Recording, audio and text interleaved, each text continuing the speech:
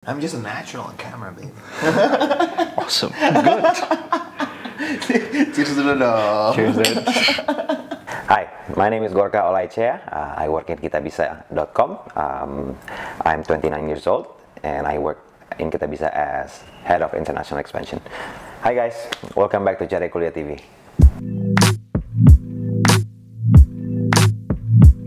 Gor, thank you banget udah bisa datang ke sini di tengah-tengah pandemi. Udah nggak tengah pandemi lagi sih sebenarnya. Cuma ya, thank you udah memberanikan diri untuk membantu anak-anak muda nih sekarang. Yeah, always I have time with the young ones. Cool. Tadi kan lu bilang lu kerja di Kitabisa nih ya. Yeah.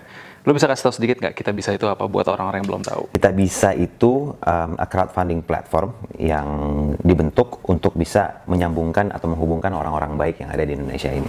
Karena mentalitinya orang Indonesia itu sebenarnya udah top banget. Mereka tuh untuk donasi mereka sudah terbiasa.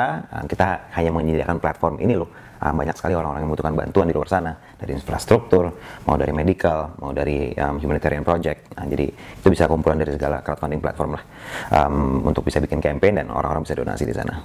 Oke, cool. Dan itu targetnya untuk di Indonesia aja. Yes, Indonesia aja. Nah, tapi kan lu tadi bilang apa posisi lu sekarang international expansion. Betul. Nah, ini lu ngapain nih dengan Kitabisa ini international expansion ini? Lu mau expand kemana? Oke, project ekspansi pertama kita itu adalah ke negara jiran. Nah, our beloved Malaysian neighbor ya. Bisa banyak lah orang Indonesia, udah bukan rahasia lagi gitu. Orang Indonesia, orang Malaysia itu sebenarnya culture-nya mirip-mirip, hampir-hampir sama lah. Bahkan kadang satu punya batik, ini juga punya batik, dan cara pikir mereka sebenarnya nggak segitu berbeda, berjauh gitu ya. Dan kita bisa dia nemuin satu platform crowdfunding juga yang tadinya fokus ke sekolah atau ke edukasi, campaign edukasi.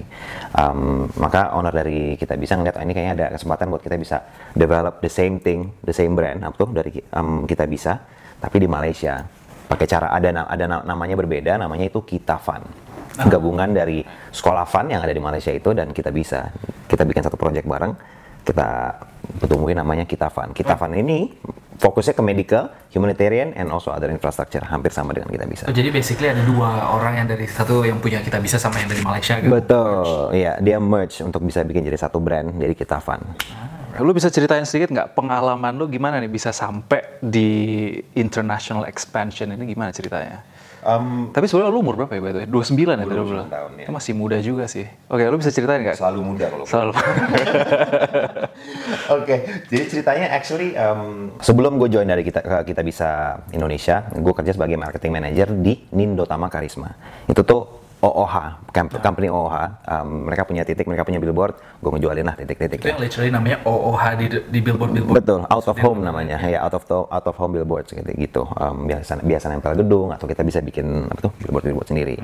Itu tahun ketiga gue lah di Nindotama. Terus tiba-tiba si Fikra, one of the co-founder ya kita bisa, dia ngobrol, gue ada project nih mau ke Malaysia, lo kira-kira tertarik gak? Kita mau ada ekspansi ke sana. Gak, lo kan dulu kan sekolah di Malaysia katanya gitu, lo punya banyak orang channel di sana, you know how to converse in Malaysian, I think this could be interesting for you. Gue denger itu kayak oke, I think this is really interesting. Gue pelajarin lebih dan gue tahu mengenai kita bisa saat itu, tapi gue coba mendalami lebih ya mengenai job scope-nya tuh ngapain aja ini segala macam, sampai akhirnya gue setuju untuk maju interview, karena gue di interview itu nanti sama si CEO-nya Al-Fatih Timur. Shout out by the way, great guy. Dan dari gue interview itu kayaknya si Timmy ngelihat gue capable untuk bisa ngelit tim yang ada di Malaysia, bekerja sama bareng CEO yang ada di sana juga. Jadi gue bisa dibilang jadi bridge antara Kitabisa dan Kita Fund. Jadi di sana ada CEO, di sini ada tim. Apa yang sudah berhasil di Kitabisa ini mau coba kita copy, kita coba duplicate same thing di Malaysia. Dengan harapan itu dengan formula yang sama harusnya bisa dapat end goal yang sama gitu, karena di Kitabisa itu it works really well, this framework, and mau coba diduplikasi lah di Malaysia begitu. Back up a little bit. Lu kuliah 18 kuliah 3 tahun dong di Malay kan?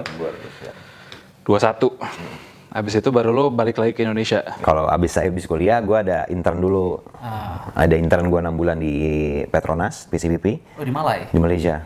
Right. Udah gitu gue ada 6 bulan lagi di Job Hunt. Sendirian berhad di Malaysia juga.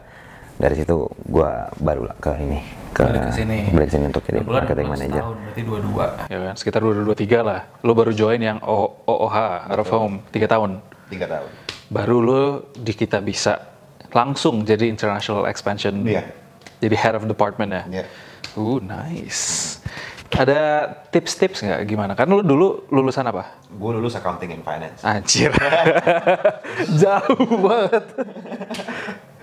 Oke, mungkin gue sekarang mau nanya, lu lulusan accounting and finance. Kerjaan pertama lu yang bener-bener real job di Indonesia itu kan sebagai marketing. Marketing. Susah banget gak untuk pindah itu? Karena cara pikirnya pasti berbeda. Dan ilmu yang lu dapetin selama lu kuliah pasti nggak kepake di sini sama sekali. Kepake in a sense of maybe budgeting marketing ya. Budgeting, udah gitu gue ngeplan mengenai pengeluaran-pengeluaran yang harus dilakukan of the team, of the department. Tapi soft skills yang seharusnya dibutuhkan di pas waktu kuliah itu sebenarnya nggak disebutin sih, nggak diajarin sama sekali. Like gue belajar jauh lebih banyak waktu gue internship 6 bulan itu dibanding gue kuliah 3 tahun lah istilahnya begitu. Itu jauh lebih kepake gitu karena I actually meet clients, I meet other people, I converse with them, tahu masalah segala macam kayak gitu. Basically nggak terlalu susah lah, karena kan yang lu pelajarin sama yang lu kerjakan waktu itu, kayak lu bilang, apa yang lu pelajarin di kuliah itu sama sekali nggak kepake di sini, dan lu malah lebih banyak belajar pada saat lu kerja gitu kan. Betul. Pengalaman lu waktu kerja pertama kali, itu gimana untuk bisa lu mendapatkan ilmunya, soft skills-nya, dan everything yang lu bisa sekarang ini, lu gimana cara belajar waktu itu? I'm really lucky karena mentor gua waktu gua di Nindo Tama itu, which is the CEO herself, itu Bu Nuke Maya Safira ya. Dia tuh bisa dibilang pionirnya OOH di Indonesia. Dia yang pembentuk billboard pertama. Bahkan tim konstruksinya dia itu dipercaya sama Mahathirnya Malaysia untuk bikin billboard di Malaysia sendiri gitu. Dan Ibu Nuke sendiri di media OOH ini udah lebih dari 36 tahun. Almarhumah by the way, dia sudah meninggal, just passed away like 100 days ago. Gue baru tahlil sama dia, tahlilan dia soalnya. But yes again, very lucky karena dia ngajarin gue waktu ketemu klien kayak gimana how to present yourself, how to present the brand itself. Jadi selama 3 bulan pertama itu gue shadowing her. I'm shadowing her all day, dan dari situ gue belajar jauh lebih banyak dibanding tempat-tempat lain sih kalau gue bilang. Khususnya di bagian marketingnya. Kenapa lu dulu pilih accounting finance, tapi kerjanya nggak accounting finance? To be honest, gue ngambil accounting and finance karena 2 subjek itu waktu gue SMA lah, selesai SMA itu I can control both those subject really well. For me it's the easiest subject lah buat gue untuk ngerti. Jadi pas gue milih belajar apa ya, accounting finance, kayak gampang nih udah. Tapi kerjanya kenapa nggak itu? Boring bro.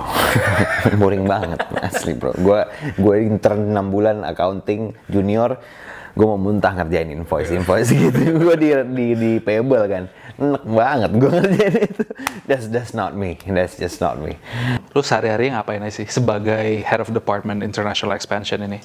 Oke, sebenarnya yang gue lakuin setiap hari itu beda-beda gitu ya. Tapi in general sebenarnya sama. Itu adalah make sure tim gue yang ada di Malaysia itu meet our OKR atau KPI target gitu. Yang itu udah kita set dari awal tahun gitu ya.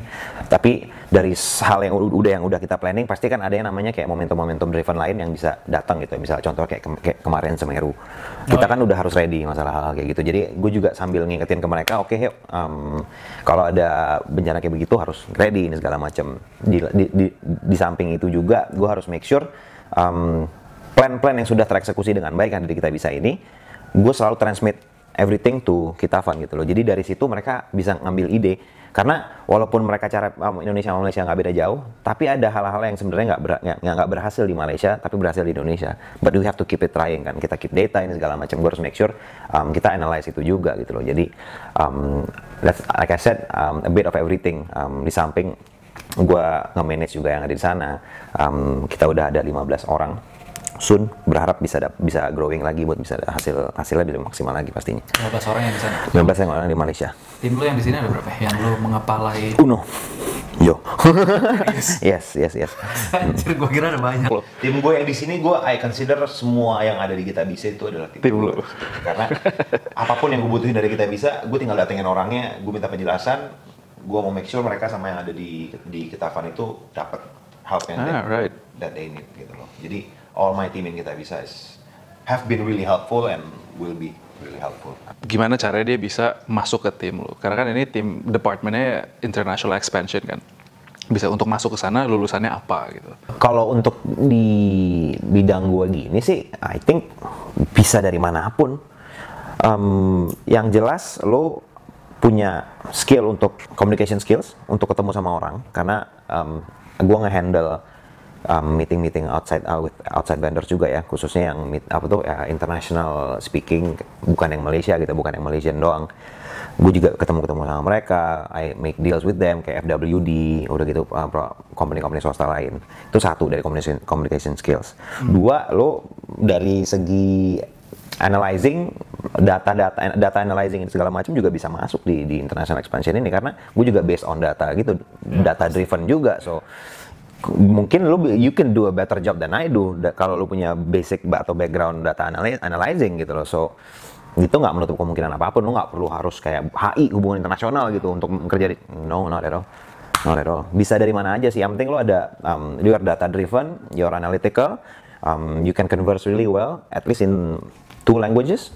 Dari bahasa Inggris is a must of course gitu. Jadi it can be from anyone. Management dong berarti. If you had to choose one, kayak misalnya ada anak-anak nih sekarang lagi ngambil manajemen lah, accounting, whatever, marketing. Kalau lu disuruh sama CEO-nya, gue udah fix lu harus sekarang cari bawahan gitu. Lu bakal pilih dari jurusan apa? Gua nggak akan milih, gue nggak akan ngeliat jurusan sih, tapi gue lebih pingin gimana gue interview sama dia gitu loh. Gue pengen tahu dia cara pikirnya gimana. Gue akan nyiapin sort of question yang menurut gue cukup untuk mengukur kemampuan mereka dalam bekerja, untuk kerja sama gue itu kayak gimana nantinya gitu loh. There are series of question. Ada tips gak? Kira-kira? Tipsnya? Ya lu kan headnya nih ya. Tipsnya apa kira-kira? Kalau dari gue sih pede aja, khususnya lo kalau lo mau masuk ke ke Kita Bisa gitu ya, atau ke Kita Fund yang crowdfunding platform, atau mungkin entahlah merek-merek lain ada banyak sekali teman-temannya Kita Bisa di platform-platform lain yang menyediakan platform crowdfunding digital gitu. Kalau mau maju ke ranah situ, yang penting lo harus punya hatinya harus besar gitu ya. Lo bisa mendapatkan kepuasan tersendiri untuk nolong orang gitu, dan dari situ itu akan ngedrive lo untuk berbuat lebih, dan lu bisa inspire more people juga di surrounding lu untuk bisa bantu orang yang lain. Jadi selama lu punya that empathy, udah gitu self driven and then discipline, dan lu pokoknya always go for the extra mile. Itu sih, I think that's the most important thing. Masalah jurusan, masalah lu makna cum laude tuh nantilah, kecuali yang engineer gitu-gitu beda lah ya. Tapi on this situation, on this level, yang itu nanti dulu. Dan selalu mau belajar pasti. Of course, learning every day. Oke, sekarang gue mau nanya ini agak sensitif deh. Gue nggak bakal nanya gaji lo personally ya. juga bro. Oke, dari seluruh departments yang ada di Kita Bisa, kalau lu bilang gaji yang paling tinggi untuk entry level sekarang, ya, itu ada di department mana? Nggak tahu. Di lu? Nggak tahu. Gue nggak tahu. I have no idea. Karena they keep really like all other companies lah, they keep it really down low. Dan gue nggak pernah nyum juga. So I have no idea. Untuk entry level kayaknya semuanya disetarain sih. Disetarain ya. Kecuali kalau memang kita ngeliat job, ya IT beda ceritanya ya. Gue ngomong entry level, jarang juga kita ngambil entry level IT kan biasanya. Biasanya kalau kita IT itu udah experience gitu ya. That's a different world kalau gue bilang sih. Kalau engineering itu ada dunia sendiri.